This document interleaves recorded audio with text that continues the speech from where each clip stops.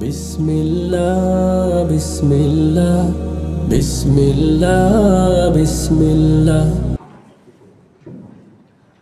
Assalamualaikum warahmatullahi wabarakatuh. Innal hamdalillah nahmaduhu wa nusalli wa nusallimu ala rasulil karim. Wassalatu wassalamu ala asyrafil anbiya wal mursalin wa la hawla wa la quwwata illa billahil aliyyil azim. Amma ba'du. Faqad qala Allah Ta'ala fil Qur'anil Karim: La yastawi alladhina ya'lamuna wal ladhina la ya'lamun. Wa qala nabiyyuna Muhammad sallallahu alaihi wasallam: Man salaka tariqan yaltamisu fihi ilman sahalallahu lahu tariqan ilal jannah. Al-hadis wa qala nabiyyuna Muhammad sallallahu alaihi wasallam. Alhamdulillah, bersyukur kita kepada Allah SWT. Pada malam hari ini Allah SWT masih memberikan kita nikmat untuk melaksanakan sholat maghrib dengan berjamaah, dilanjutkan dengan pengajian Riyadhus Shalihin. Semoga Allah jadikan kita termasuk orang-orang yang soleh. Allah jadikan kita orang yang berkah ilmunya, berkah umurnya, berkah rezekinya. Anak-anak kita jadi anak yang soleh dan solehah, yang punya hutang. Semoga Allah bantu untuk lunaskan semua hutang-hutangnya.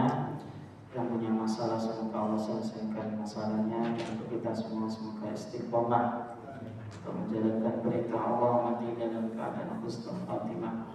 Al-Hadiniyah wa likulli niyatin salihah ila hadratin Nabi Mustafa Muhammad sallallahu alaihi wasallam wa dzurriyyatihi wa dhurriyyatihi syarrul al-Fatihah. A'udzu billahi minasyaitonir rajim. Bismillahirrahmanirrahim. Alhamdulillahi rabbil alamin. Ar-rahmanir rahim. Maliki yaumiddin. Iyyaka na'budu wa iyyaka nasta'in. Ihdinas siratal mustaqim. Siratal ladzina an'amta 'alaihim ghairil maghdubi 'alaihim waladdallin. Amin. Bismillahirrahmanirrahim. Riyadhus Shalihin hadis ke-389. Mencintai karena Allah Subhanahu wa taala. Wa an Anas radhiyallahu anhu rajulan kana inda Nabi sallallahu alaihi wasallam wa marra bihi rajulun fa qala ya Rasulullah anni la uhibbu hadha fa qala lahu Nabi sallallahu alaihi wasallam a'lamtahu qala la qala a'limhu falahiqahu fa qala inni uhibbuka fillah fa qala ahabbaka alladhi ahbabtani lahu. Rawahu Abu Dawud bi isnadin sahih. Dari Anas radhiyallahu anhu, sesungguhnya ada seorang laki-laki yang berada di sanding Nabi SAW. Lalu ada seorang laki-laki melewatinya. Maka laki-laki yang berada di dekat Nabi SAW berkata, wahai Rasulullah, sesungguhnya aku mencintai laki-laki. Cinta di sini adalah mahabbah, sebagaimana seorang ayah kepada anak, sebagaimana seorang anak kepada orang tua, sebagaimana kita kepada guru-guru kita. Cuma karena memang zaman sekarang itu sudah sering saya sampaikan, Pak, kalimat cinta ini sebenarnya kalimat suci. Bahkan Allah sampaikan dalam Al-Quran yang qul in kuntum tuhibbunallah fattabi'uni yuhibbukumullah. Cuma zaman sekarang ini cinta ini jadi seperti kalimat yang agak gimana gitu kan. Karena diumbar sama anak-anak SMP, anak kuliah. Aku cinta kamu, I love you. Itu jadi kesannya cinta ini hanya sekedar mengumbar nafsu. Seakan-akan cinta itu hanya diartikan seorang laki-laki kepada seorang perempuan. Sehingga ketika kita membahas hadis ini, wah ini laki-laki mau laki-laki mencintai ini gimana nih Ustaz? Nah ini perlu kita perjelas. Di sini bukan seperti itu, Pak. Ini cinta sebagaimana Bapak itu, nah bahasa Jawa itu disebut dengan apa ya, cocok gitu.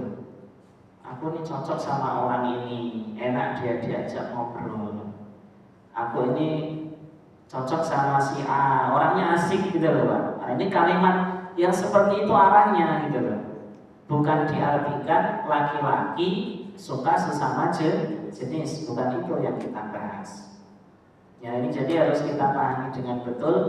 Di sini laki-laki ini bilang kepada Nabi, sesungguhnya aku mencintai laki-laki ini. Ya kayak Bapak mengidolakan Ustaz Abdus Somad, Bapak mengidolakan siapa? Ustaz Adi Hidayat, gitu loh Pak. Itu kan yang Bapak idolakan laki-laki atau perempuan? Laki-laki. Bapak mencintai ulama enggak? Mencintai. Ya itu, ini yang kita bahas tuh di sini seperti itu. Ya, jadi kalimat cinta di sini adalah kalimat cinta yang suci, di mana kita benar-benar mengidolakan, menyukai laki-laki yang taat kepada Allah Subhanahu wa Ta'ala. Maka Rasulullah SAW bersabda kepadanya, apakah engkau sudah memberitahukan hal ini kepadanya? Nah, dia menjawab, tidak. Rasulullah SAW bersabda, beritahukanlah kepadanya. Lalu dia pun menemui laki-laki tadi dan berkata, sesungguhnya aku mencintaimu karena Allah. Dan laki-laki tadi menjawab, engkau akan dicintai oleh Dan, yaitu Allah, yang kamu menyukai aku karenanya. Hadis riwayat Abu Dawud dengan sanad yang sahih. Jadi ini hadisnya bagus sekali. Keterangan hadis ini adalah dalil disunahkannya seseorang untuk menampakkan rasa mahabbah dia, rasa cinta dia karena Allah Subhanahu wa Ta'ala. Cinta karena Allah itu apa sih? Di dalam kitab Imam Ghazali mengatakan, mencintai karena Allah itu ketika kita mencintai siapa saja yang mencintai Allah. Itu namanya cinta karena Allah. Jadi karena dia cinta Allah, maka saya cinta dia. Paham Pak ya? Kalimatnya simpel ya. Saya cinta dia karena dia cinta Allah. Seperti Bapak waktu pemilihan gitu loh. Karena dia cinta Pak Jokowi, Bapak juga senang sama dia. Oh, pilihan kita sama, gitu loh. Karena dia mencintai sesuatu yang Bapak cintai, maka Bapak juga cinta. Maka cinta karena Allah itu Pak, simpel saja. Kenapa kamu cinta sama Kiai? Oh, karena Kiai mencintai Allah. Karena Kiai taat sama Allah, maka saya cinta sama dia. Ya, itu namanya cinta karena Allah. Makanya cinta bukan karena Allah itu ada unsur lain Pak. Kenapa kamu cinta dengan Pak Haji? Duitnya banyak. Oh, berarti cinta karena duit. Karena Bapak cinta duit, maka orang yang banyak duitnya Bapak cintai. Kenapa kamu cinta sama dia? Orangnya populer, orangnya terkenal. Karena Bapak mencintai kepopuleran, maka Bapak mencintai siapa saja yang populer. Nah, itu bukan karena Allah itu Pak. Kenapa kamu cinta dia? Orangnya ganteng ya. Oh, berarti karena Bapak senang ganteng, senang cantik, maka itu bukan cinta karena Allah. Ya, jadi cinta karena Allah itu mencintai seseorang karena orang itu mencintai Allah Subhanahu wa Ta'ala. Contoh, sahabat mencintai Nabi karena Allah. Kenapa? Karena Nabi Muhammad adalah orang yang paling mencintai Allah. Maka sahabat mencintai Nabi Muhammad. Nabi Muhammad cinta sahabat. Kenapa? Karena sahabat adalah orang-orang yang cinta kepada Allah. Maka Nabi mencintai sahabat karena Allah. Sekarang lawan kata cinta itu kan benci. Benci karena Allah itu apa? Ketika kita membenci orang-orang yang membenci Allah. Ya, ini penting. Kita benci orang-orang yang membenci agama Allah. Kita benci orang-orang yang membenci orang-orang yang dicintai Allah. Loh, kenapa kamu benci dengan Pak ini? Bapak ini membenci orang yang Allah cintai. Siapa? Dia benci Abu Bakar. Padahal Allah sampaikan Allah cinta kepada Abu Bakar. Dia benci kepada Rasulullah, padahal Allah cinta kepada Rasulullah. Maka itu yang disebut benci karena Allah, cinta karena Allah. Makanya kalau ada anak muda ketemu anak mudi, laki-laki ketemu perempuan. Terus anak laki-laki tadi bilang sama perempuan tadi, "Neng, abang mencintaimu karena Allah." Bohong itu, Pak. Bohong itu. Walaupun ngajaknya ke pengajian, "Ayo Neng, abang mencintaimu karena Allah, ayo kita ke pengajian boncengan bareng." Oh, enggak ada kayak gitu. Boncengan bareng kok mencintai karena Allah itu gimana? Suami kepada istri, nah boleh mencintai karena Allah. Ya, istri cinta kepada suami karena suaminya cinta Allah. Pas ini Pak, belum halal, nggak boleh bilang cinta karena Allah, itu nggak boleh. Belum halal. Hubungan mereka saja itu sudah dibenci kok. Orang pacaran itu dibenci nggak sama Allah? Dibenci. Mungkinkah orang pacaran bisa mencintai karena Allah? Enggak. Orang hubungannya aja dibenci Allah, gimana mereka bisa mengatakan saya mencintaimu karena Allah? Itu nggak masuk, Pak. Ya, maka kita ingin belajar, kita ingin mahabbah karena Allah Subhanahu wa Ta'ala. Contoh, Bapak senang ngaji. Nah, senang ngaji ini karena apa? Apa karena makanannya? Ada kan beberapa orang ikut pengajian itu karena dapat nasi kotak.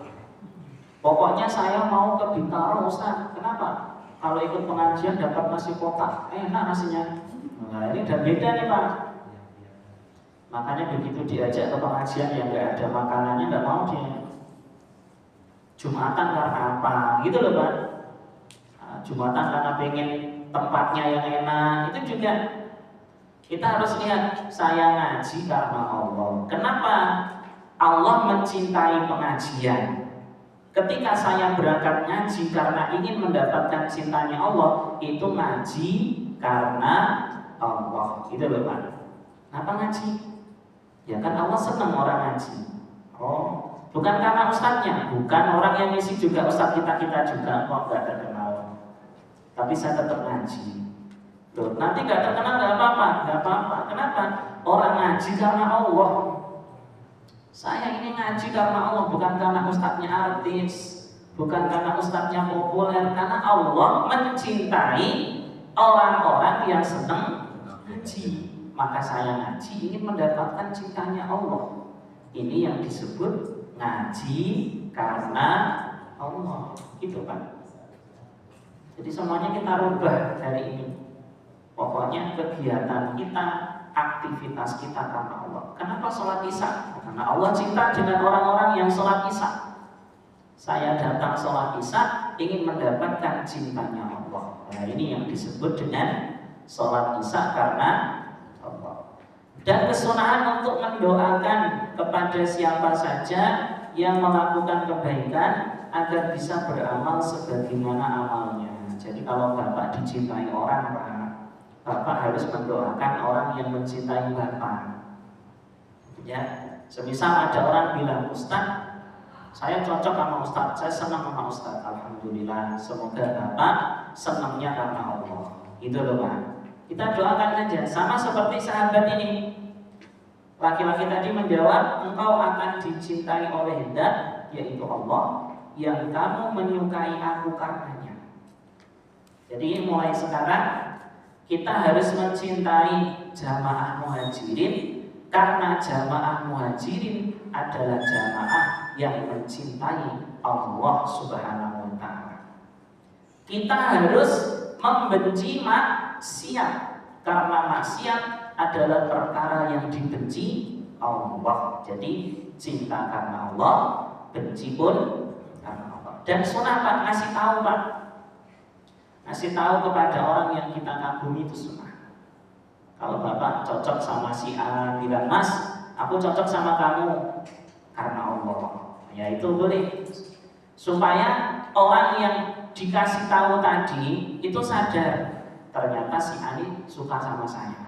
tapi sukanya karena Allah. Nah, maka yang dapat kalimat itu juga doa, ya Allah, semoga dia orang yang menyukai saya karenamu, engkau pun juga cinta kepada dia. Jadi akhirnya saya dicintai Allah, Bapak pun juga dicintai Allah, dan orang-orang semuanya dapat cintanya Allah Subhanahu wa ta'ala. Terus apa manfaatnya kalau orang itu dapat cintanya Allah? Nah, ini penting Pak. Kalau guru saya itu sering ngasih gambaran begini Pak, bedanya orang yang dicintai sama orang yang tidak dicintai itu terlihat jelas dalam Al-Quran. Kisahnya Nabi Musa alaihissalam. Ketika Nabi Musa mendapatkan Taurat, ya di Gunung Tursina ya, itu perjalanan 40 hari. Maksudnya beliau itu puasa sampai 40 hari baru dapat Taurat. Maka Nabi Musa alaihissalam membawa sekitar 70 orang ke Bukit Tursina. Sampai di sana 70 orang itu bilang seperti ini kepada Nabi Musa, ya Musa, kamu kan dapat kitab dari Allah itu Taurat, kita udah lihat kitabnya. Boleh nggak kami melihat Allah langsung? Jadi bukan hanya sekedar mendengar, tapi kami pengen melihat Allah. Maka kalimat itu Pak langsung dijawab sama Allah. Allah turunkan halilintar gede, 70 mati semua. Yang hidup cuma Nabi Musa alaihissalam. Kalimatnya apa? Pengen melihat Allah secara langsung. Paham ya? Pengen melihat Allah secara langsung. Langsung mereka mati semua 70 orang itu. Beda, Nabi Musa juga pernah ngomong gitu Pak. Ya Allah, aku juga ingin melihat engkau. Apa kata Allah? Wahai Musa, jika kamu melihat gunung, gitu ya, dan ketika sinarku datang ke situ gunungnya masih utuh, fasaufa taroni, kamu bisa melihat aku. Itu Nabi Musa kenapa nggak disambar bledek Pak? Padahal kalimatnya sama ya. Nabi Musa ingin juga melihat Allah. Nabi Musa nggak disambar bledek. Giliran siapa? Umatnya Nabi Musa ingin melihat Allah langsung mati semua. Alasannya simpel, Nabi Musa kekasih Allah, yang lainnya enggak. Gitu loh Pak. Paham ya? Bukan kesalahan, kalimat yang sama tapi perilakunya berbeda. Kenapa beda? Ya ini orang yang dicintai, ini yang tidak. Makanya kalau kita dapat cintanya Allah Pak, aman insya Allah Pak. Aman. Nanti Allah yang bimbing kita nanti.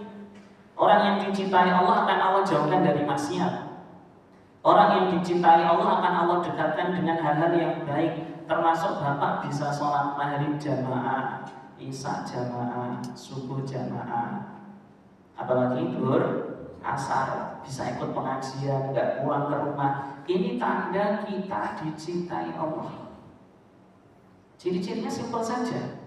Ketika kita disibukkan dalam agama dan dimudahkan untuk mentaati Allah, itu tanda Allah suka sama kita, cinta sama kita. Karena bisa jadi loh Pak, Allah bisa bikin kita sibuk sehingga kita tidak bisa sholat. Itu bisa. Bisa. Allah bisa bikin kita sibuk banget sampai nggak jamaah. Ustaz ya Allah, saya tuh kepengen jamaah Pak Ustaz, tapi nggak bisa. Mau berangkat ke masjid ada tamu Pak Ustaz. Itu tamunya mau tak ajak ke masjid gak enak. Akhirnya saya ngomongin tamu Pak Ustaz. Akhirnya kita gak jamaah. Dibikin sibuk bisa. Maghrib Bapak udah siap-siap pakai apa?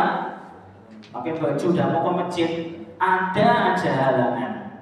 Pak anak sakit masuk IGD. Yaudah Bapak langsung ngurusin anak. Gak sempat ke masjid juga. Jadi ketika kita hari ini dalam kondisi taat, kita harus yakin ketaatan kita itu atas bantuan Allah Subhanahu wa ta'ala. Jadi kalau pengen lihat seberapa cintanya Allah kepada kita, Bapak lihat saja ibadah kita ini. Sholatnya gimana? Aman nggak? Kalau aman berarti Allah masih cinta sama kita. Malam tahajud nggak? Ya kadang tahajud ada enggak Ustaz? Oh berarti masih kurang, ya. Baca Qurannya sering apa enggak? Oh, baca Qurannya ya kadang-kadang. Nah ini bisa kita lihat seberapa besar, seberapa banyak sibuknya kita dalam agama. Itulah ukuran tanda Allah cinta kepada kita apa tidak. Jadi yang bisa mengukur diri kita sendiri Pak. Karena kita nggak bisa mengukur ibadah orang lain. Contoh, Ustaz, berarti yang itu nggak dicintai Allah ya? Dari tadi saya lihat ngopi aja, ya? Ngopi ngerokok. Kan kita nggak tahu malamnya tahajud mungkin, atau kita nggak tahu dia pas habis itu sampai rumah baca Quran, kan kita nggak ngerti Pak. Manusia itu nggak bisa mengukur ibadah orang lain. Yang bisa mengukur ibadah ya diri kita sendiri.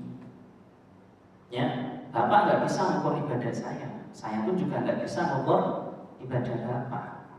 Karena yang tahu seperti apa kadar atau tingkatan ibadah seseorang, ya orang itu sendiri. Jadi kalau semakin sibuk, berarti tanda dicintai Allah Subhanahu wa Ta'ala. Kita masuk ke pembahasan.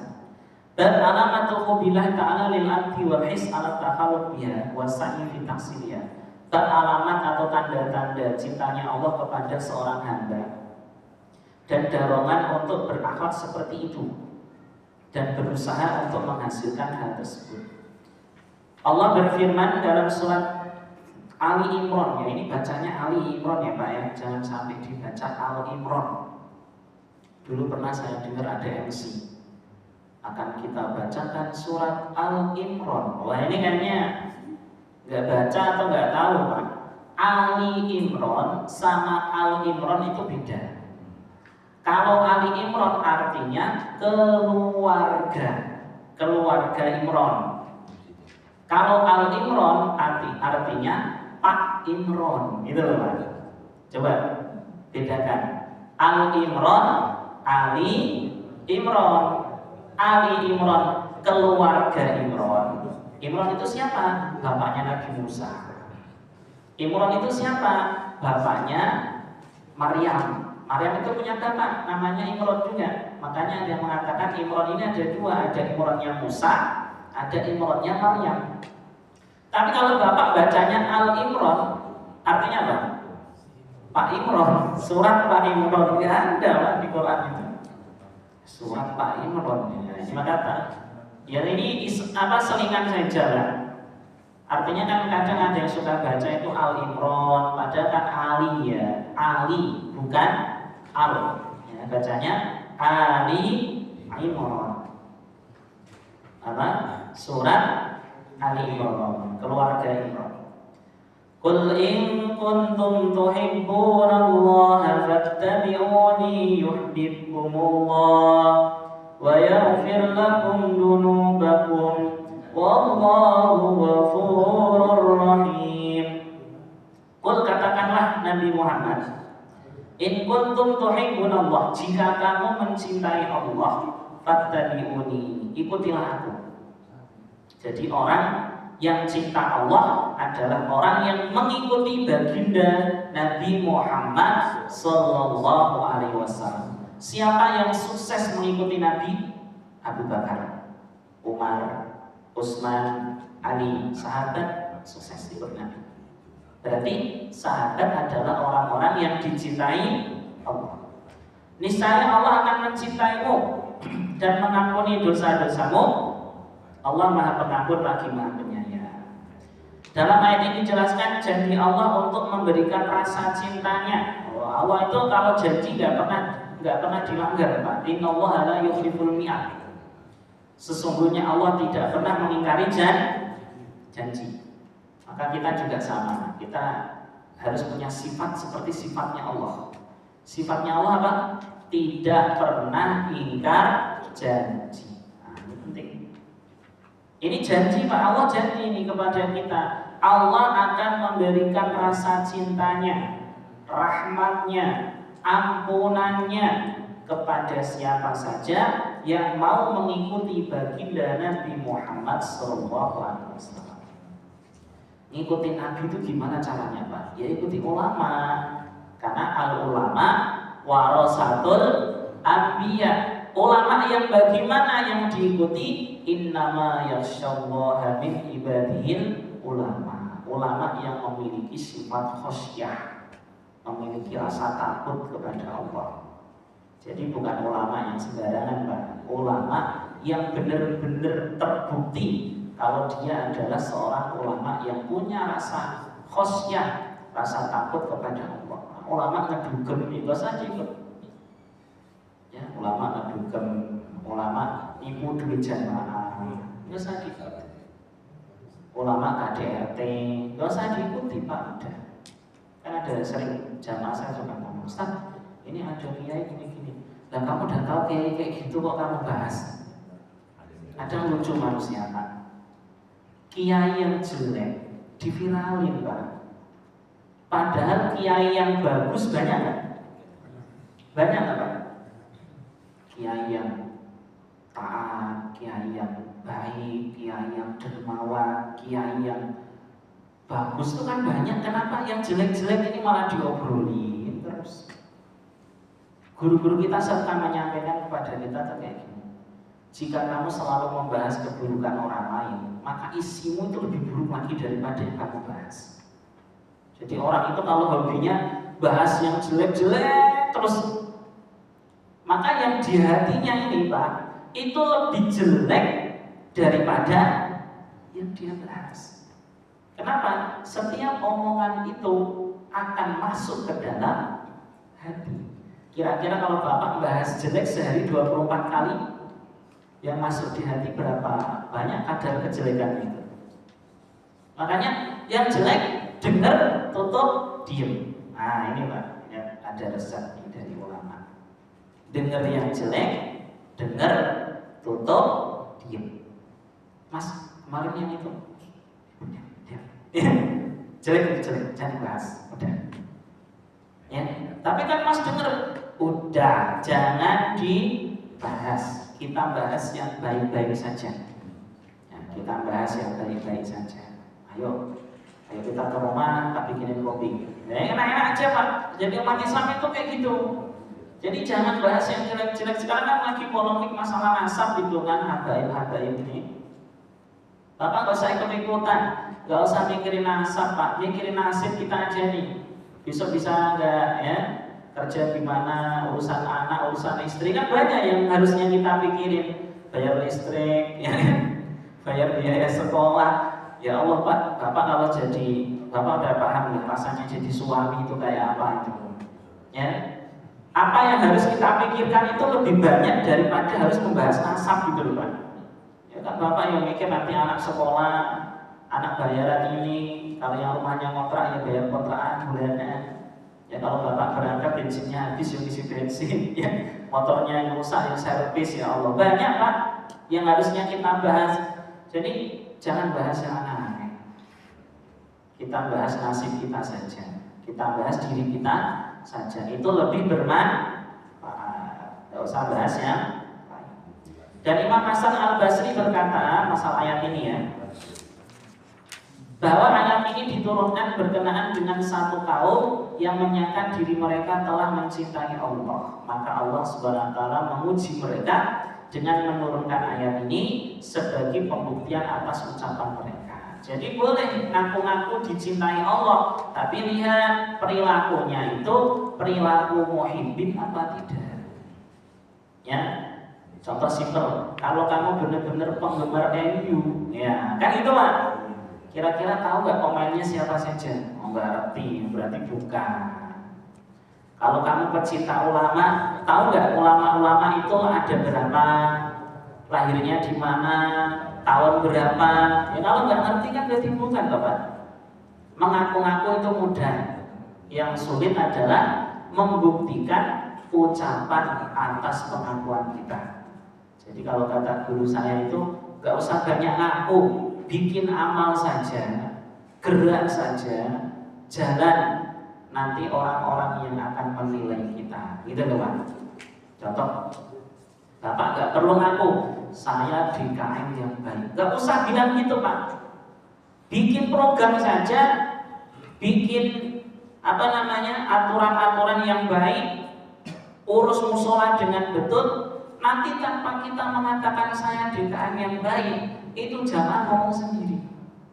Nanti jamaah ngomong, oh kamu DKM yang bagus, oh kamu lurah yang baik, kamu RT yang baik. Jadi nggak perlu kita ngaku-ngaku saya RT teladan, saya ustadz yang baik, nggak perlu Pak.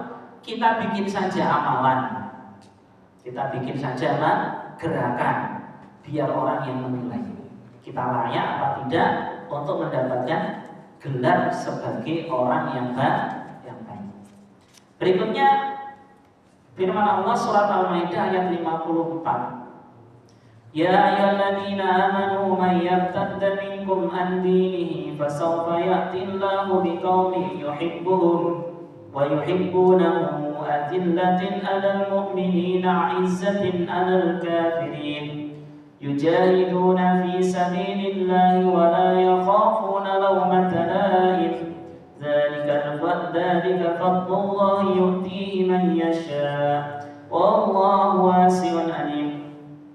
Wahai orang-orang yang beriman, siapa di antara kamu yang murtad dari agamanya, maka Allah akan mendatangkan satu kaum yang dia mencintai mereka dan mereka pun mencintainya, yang bersikap lemah lembut terhadap orang-orang mukmin dan bersikap tegas terhadap orang-orang kafir. Ciri-ciri orang yang cinta Allah ini Pak, sama orang mukmin kalem, sama orang kafir tegas, gitu Pak.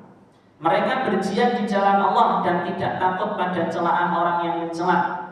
Itulah karunia Allah yang diberikannya kepada siapa yang dikehendaki. Allah maha luas pemberiannya, lagi maha mengetahui. Ayat ini adalah satu kejadian yang nyata, di mana Allah telah memberikan kabar tentang akan terjadinya ayat ini. Jadi ayat ini turun, kejadiannya belum terjadi, namanya mukjizat.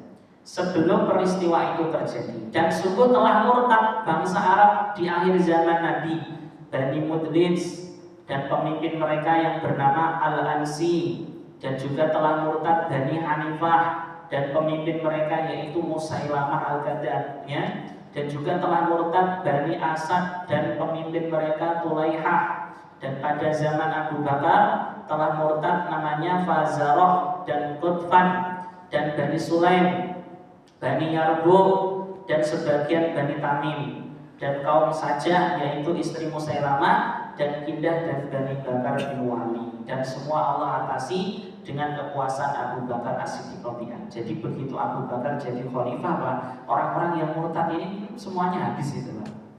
Dan Abu Bakar tegas itu Pak, tegas banget.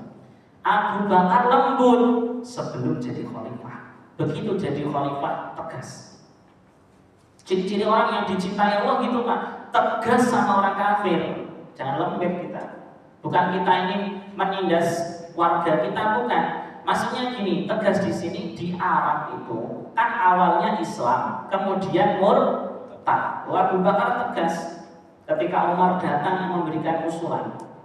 Umar datang, wahai Abu Bakar, engkau kan orangnya lembut. Sekarang di Mekah banyak yang murtad. Tolong kamu ceramah, tausiah, kasih nasihat mereka supaya mereka kembali Islam. Apa kata Abu Bakar?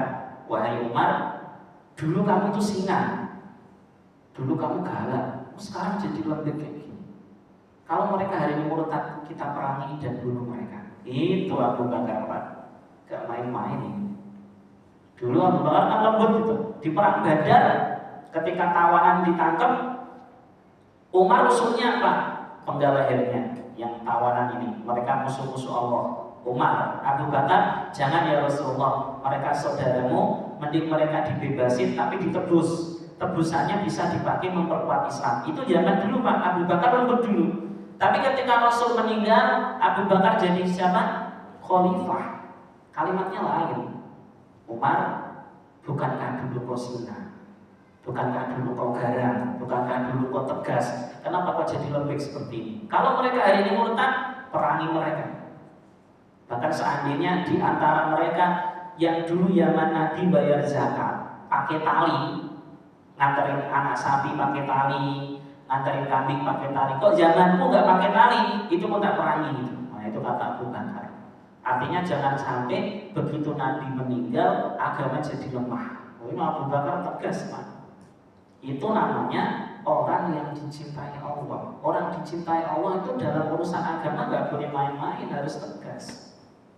Al-izzatin alal kafirin, adillatin alal mu'minin. Jadi sama orang mukmin santai, slow. Tapi kalau sama kekafiran, kemaksiatan, kita harus tegas.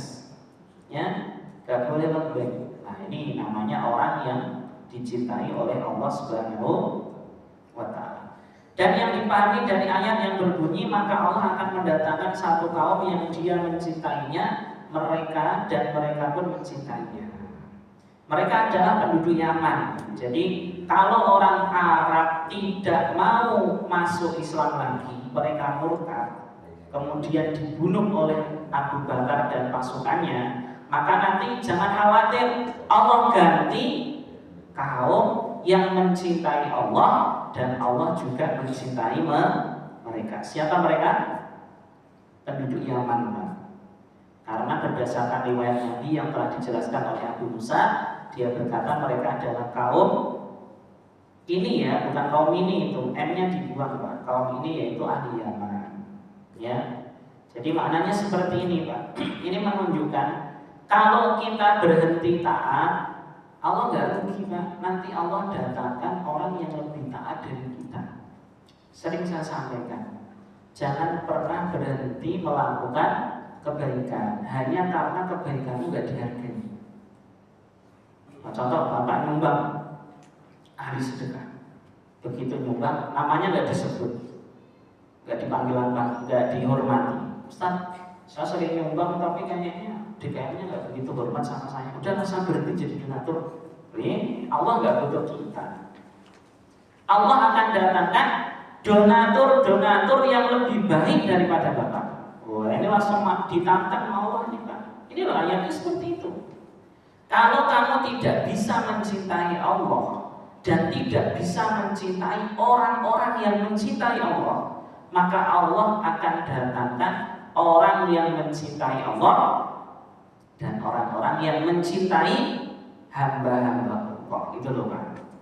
Makanya yang hari ini jadi donatur, jangan berhenti jadi donatur. Jadi donatur terus. Jangan sampai kita digeser. Digeser itu gimana sih? Contoh simpel ya, kita kasih contoh simpel. Biasanya kita yang bayar listrik. Biasanya kita bayar listrik. Karena kita berhenti. Ini keenaan ini, listrik tak bayarin. Allah datangkan donatur lain, bukan hanya listrik yang dibayarin, bahkan semua keperluan musola yang bayarin dia. Begitu Bapak mau nyumbang, Pak saya mau nyumbang lagi, udah diisi sama jamaah yang lain Pak, maaf, ini semua keperluan sudah tercover. Nah itu Pak, rugi orang seperti ini. Jadi sebenarnya kita nggak nyumbang atau kita berhenti nyumbang, yang rugi bukan musola, yang rugi bukan pesantren, yang rugi bukan penerima donatur, bukan Pak. Ustaz pokoknya saya berhenti nyumbang biar Ustaz kewasa. Nggak rugi kita. Bapak nggak nyumbang, Allah datangkan orang-orang yang lebih daripada Bapak. Sama Pak, bangsa Arab mungkin nggak membantu Palestina, Allah datangkan Indonesia. Allah datangkan negara-negara lain, bahkan ada negara kafir juga ikut membantu Palestina. Itu mampu nggak Allah seperti itu? Mampu banget. Makanya jangan sampai kita tidak berada di barisan-barisan orang-orang yang mencintai Allah. Maka sering saya sampaikan ada kalimat seperti ini. Saya nggak mau ngaji Ustaz, nanti biar jamaahnya kosong. Allah akan mendatangkan jamaah-jamaah dari tempat yang lain untuk mengisi pengajian tersebut. Contoh seandainya saya nggak ngajar, Pak, pasti ada yang ngajar di sini, itu pasti. Bapak nggak hadir, Allah datangkan jamaah dari luar.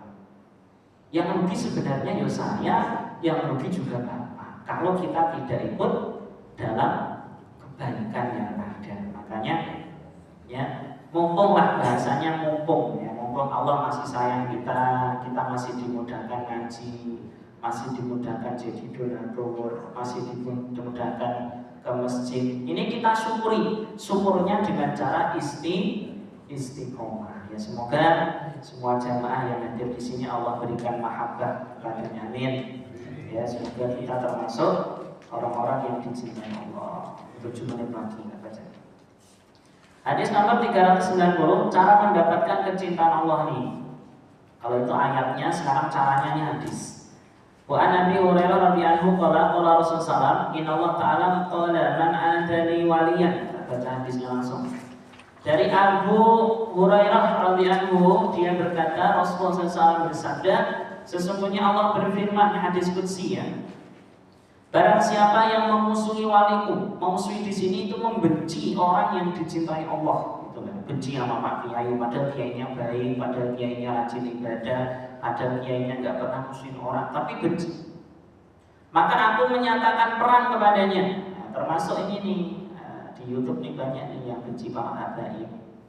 Mungkin kan ada beberapa habaib yang nggak cocok Pak ya, tapi jangan dipukul rata, semuanya nggak cocok. Ya bahaya itu.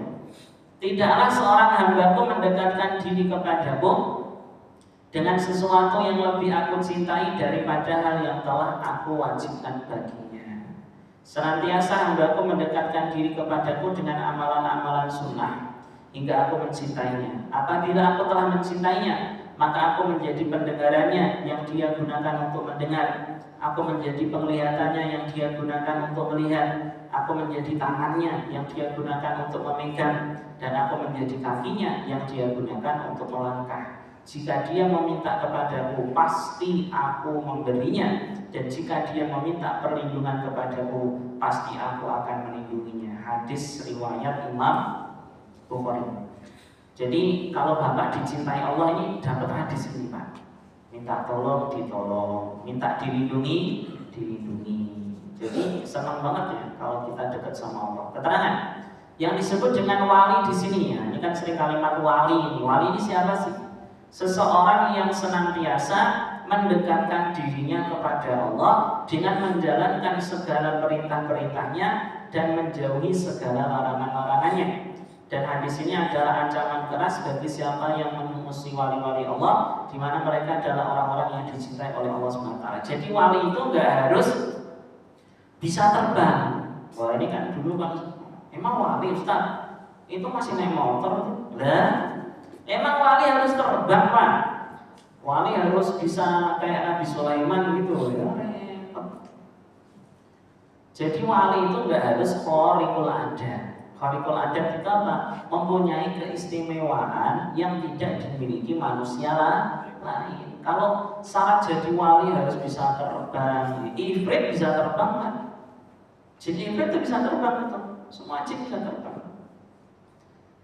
Ya, kalau syarat wali harus bisa sholat di atas air, ya. Belalang aja bisa di atas air, ya. Artinya gini loh Pak.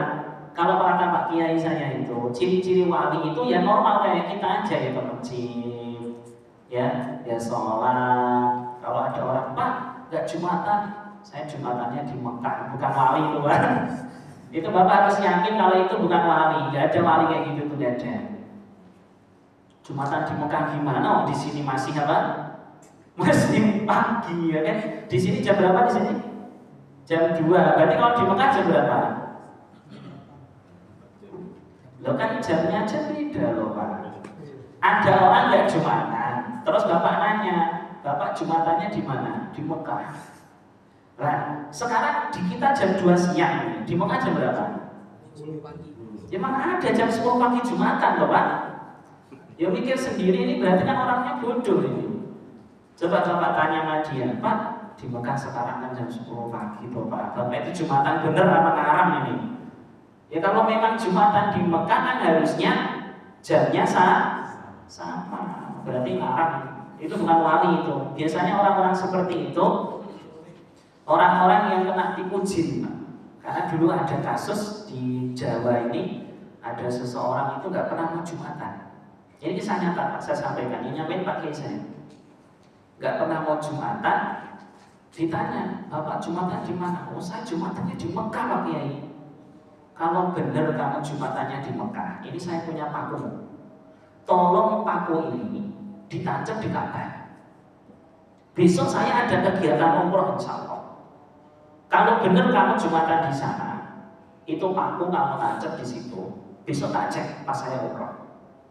Posisinya ini di sekitar ini. Oh siap, semangat dia kan.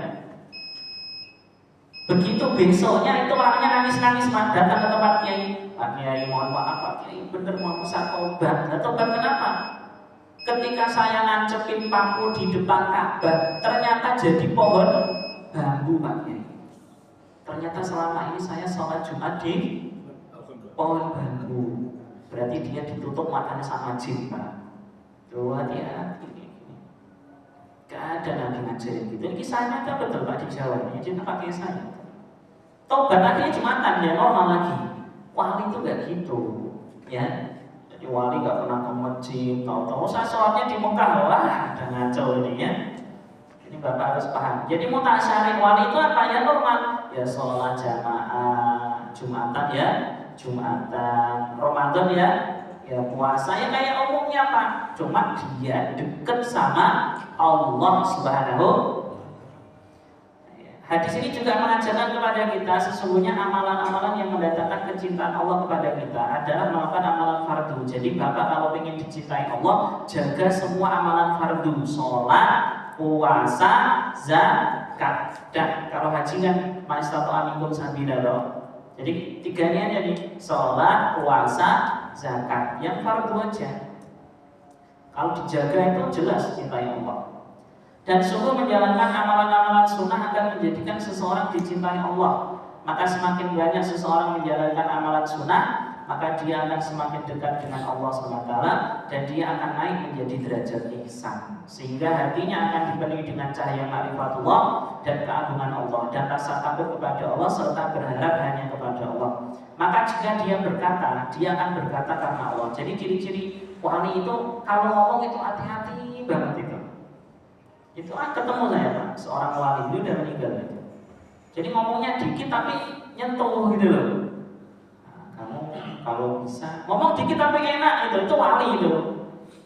Dan masyhur itu memang seorang aulia ini udah meninggal. Ya. Jadi kalau ngomong karena Allah. Jika dia mendengar, maka dia mendengar juga karena Allah. Dan jika dia melihat, dia akan melihat karena Allah. Hal ini sebagaimana telah dijelaskan dalam surat An-Nahl, innallaha ma'al ladzina taqaw wal ladzina hum muhsinun. Sesungguhnya Allah bersama orang-orang yang bertakwa dan yang berbuat kebaikan. Jadi ciri-ciri wali itu lebih banyak diam. Diam bukan karena bengong, beda ya. Diam ini maksudnya ngomong kalau penting. Ya enggak penting, enggak usah diomongin. Wali itu sangat menjaga ucapan, sangat menjaga perbuatan. Wali kok teriak-teriak, lari-lari, loncat-loncat. Ya mungkin boleh Bapak bilang wali, tapi ya nggak tahu ya. Yang jelas wali mutasyarih. Wali itu ahli syariat. Semoga Allah berikan cintanya kepada kita semua, amin. Ya, semoga keluarga kita dicintai oleh Allah SWT.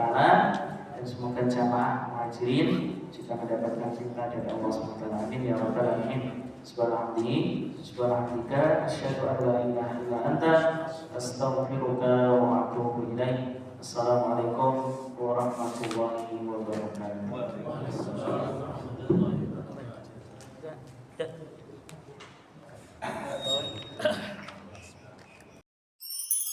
wabarakatuh.